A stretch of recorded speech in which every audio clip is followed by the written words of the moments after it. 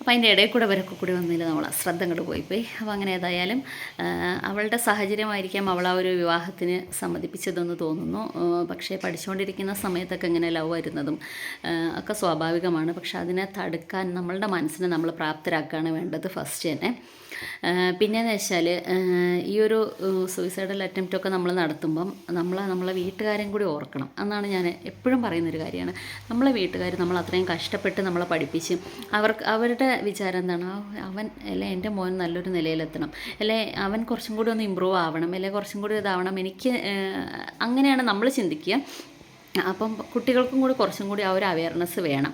ഈ ഒരു കാലത്തൊന്നും ഇങ്ങനെ ഒരു എന്താ പറയുക, ഒരു ഇങ്ങനെ ചെറിയ ചെറിയ കാര്യങ്ങൾക്കൊക്കെ വേണ്ടിയിട്ട് നമ്മൾ ഇതാവരുത്. പക്ഷെ അവൻ്റെ സൈഡിൽ നിന്ന് നോക്കുമ്പം അതൊരു ചെറിയ കാര്യമെന്ന് വെച്ചാൽ അവന് സഹിക്കാൻ പറ്റാത്തത്ര ഡിപ്രഷൻ വന്നിട്ടാണ് അവനിത് ചെയ്തത്. അവൻ്റെ ഫ്രണ്ട്സ് ആരോ ഇതൊക്കെ ആ കുട്ടിയുടെ ഇൻസ്റ്റയിലുള്ള കുറച്ച് പോസ്റ്റും കാര്യങ്ങളൊക്കെ കല്യാണത്തിന് മുന്നേ പിന്നെ ബ്രൈഡ് ടു ബി അങ്ങനത്തെ ഒക്കെ കുറേ ഫങ്ഷൻസ് ഒക്കെ ഉണ്ടല്ലോ അപ്പം അതൊക്കെ കാണിച്ചുകൊണ്ടായിരിക്കാം ആ കുട്ടിക്ക് അവൻ അത്രയും ഫീലായത്. അങ്ങനെയാണ് അവന് ഇത് ചെയ്തതെന്നാണ് അറിഞ്ഞത്.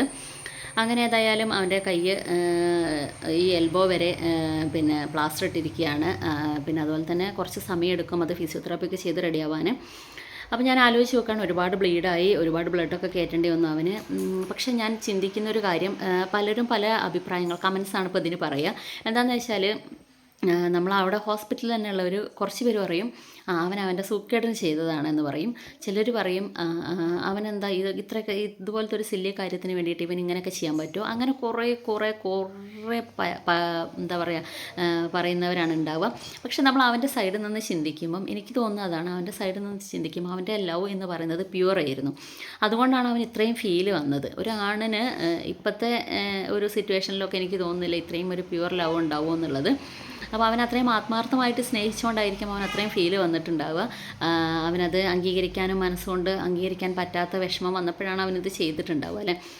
പക്ഷെ എനിക്ക് ഏറ്റവും കൂടുതൽ വിഷമം തോന്നിയിട്ടുള്ളത് അവൻ ICUവിൽ കാണാൻ വേണ്ടിയിട്ട് അവൻ്റെ ഉമ്മ വന്നു. അവൻ്റെ ഉമ്മ വന്നപ്പോൾ അവൻ ഉമ്മ പറഞ്ഞു, സാരല്ല മോനെ, നമുക്ക് അതൊന്നും വേണ്ട എന്ന് പറഞ്ഞപ്പോൾ ഞാൻ ശരിക്കും എൻ്റെ കണ്ണുകളൊക്കെ നിറഞ്ഞു കേട്ടോ. അവനെ ആകെ കരച്ചിലിൻ്റെ ഒരു ഇതിലായിപ്പോയി. പിന്നെ അവൻ്റെ മെഡിസിൻസിൻ്റെയും ആ ക്ഷീണത്തിലൊക്കെ കൊണ്ട് അവനിങ്ങനെ കിടക്കുകയായിരുന്നു. ഒരുപാട് സങ്കടം ഉണ്ട് അവൻ്റെ മുഖം കണ്ടാൽ തന്നെ അറിയാം. പക്ഷെ അവൻ്റെ ഉമ്മ ഒന്നും പറഞ്ഞില്ല.